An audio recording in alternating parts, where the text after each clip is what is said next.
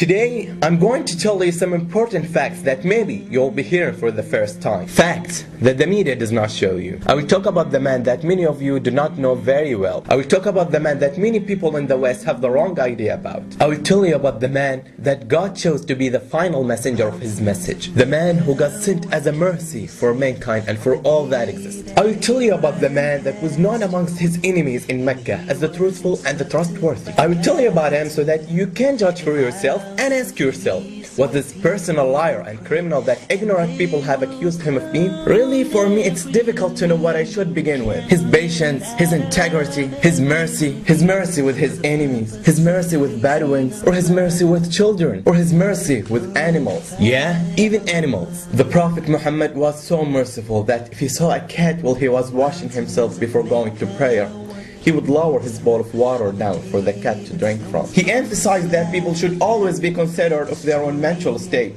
He said, do not stare at a leper, because that would remind him of his affliction and hurt him further. There was once a Bedouin that came to the Prophet Muhammad, wanted to catch up with him.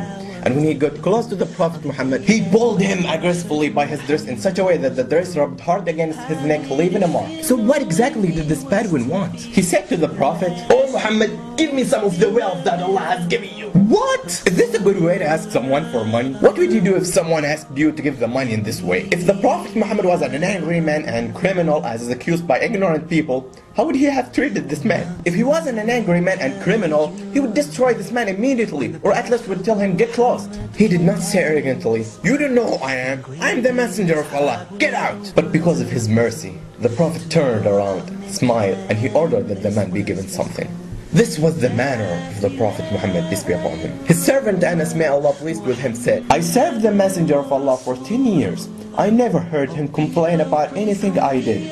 Why did you do this or that? He never criticized me for anything at all. By Allah, he never even said to me, off." And his wife Aisha, may Allah pleased with her, said, "The messenger of Allah never complained about food. If he liked it, he ate it. If he didn't like it, he simply left it. He did not say, why don't you cook something?" He would not make problems and stress for his wife because of that. Rather than that, he would just say, in this case, I'm fasting. The Prophet was gentle in his speech, and he always spoke softly. He respected whomever he was talking with, even if this person was one of his enemies. When the Prophet began to call the people to Islam publicly, the unbelievers from his tribe were outraged because they felt this new religion insulted their ancestors and the idols they worshipped. And because they were scared of the message he brought, they decided they would approach him and offer him some things to stop his message. And they sent one of their elders called Utbah to converse with the Prophet Muhammad. Utbah got up and went to the Prophet Muhammad, and he found him sitting tranquilly. Then he came up to the Prophet Muhammad and said, "Oh Muhammad, who is better, you or Abdullah?" Abdullah was the father of the Prophet Muhammad, and he was not Muslim. The Prophet Muhammad remained silent in respect for his father. Then Utbah said, "Who is better, you or Abdul Muttalib?" Abdul Muttalib was the grandfather of Prophet Muhammad, and he was not Muslim. The Prophet Muhammad remained silent in respect for his grandfather. Utbah started to become angry and said, "If you think that they are better than you, then they worship the gods you have insulted. And if you think that you are better than them, then speak. We may hear you say it." Utbah was shouting, displaying his anger, as the Prophet just listened silently. "If you are doing all this with a view to gain wealth, then we will join together to give you the greater rights than any person from our tribe. And if you are doing all this because you desire women, then choose amongst us the best women, and we will give you 10 more like her. If ambition moves you, then we will make you our chief." Utbah continued offering, but the question here was, if a man claims to be a prophet of God, and he was in the beginning of his message, why is he doing all this? What goal he is trying to achieve? If he was a liar and not the messenger of God, why would he refuse all that?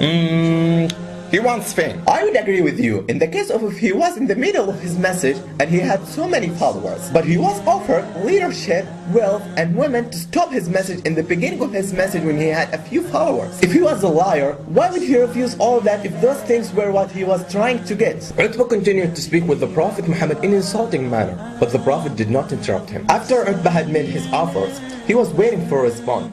Then the Prophet asked him, Have you finished, O Abu Walid? His name Utbah, but the Prophet called Utbah by the name that most beloved to Utbah, which is Abu Walid, despite him disrespect the Prophet Muhammad. Utbah was not surprised at the manner of the Prophet Muhammad, and he simply replied, "Yeah." The Prophet then recited verses from Quran.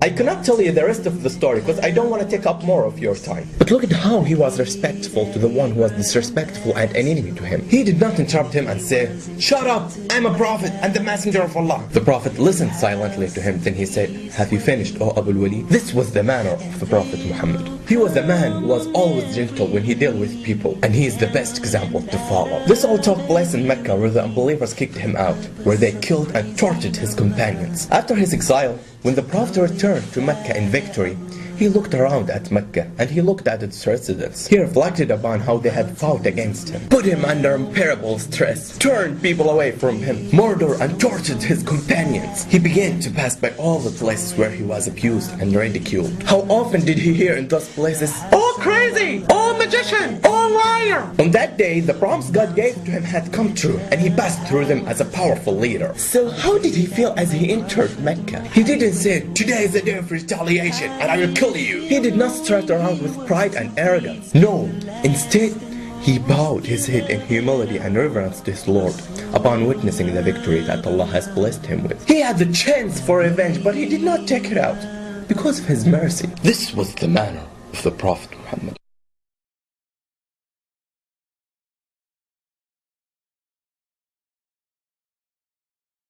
Could this person be a liar or criminal as the ignorant people have accused him? And why should he lie? He didn't look to glorify himself. All that he was doing was telling what was revealed to him and calling people to worship the one and only true God. The same message as that to all the messengers before him. Noah, Abraham, Moses, and Jesus, peace be upon them all. He did not command people to believe in him only.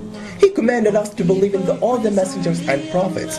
And to deny one of them is to deny the religion of Islam.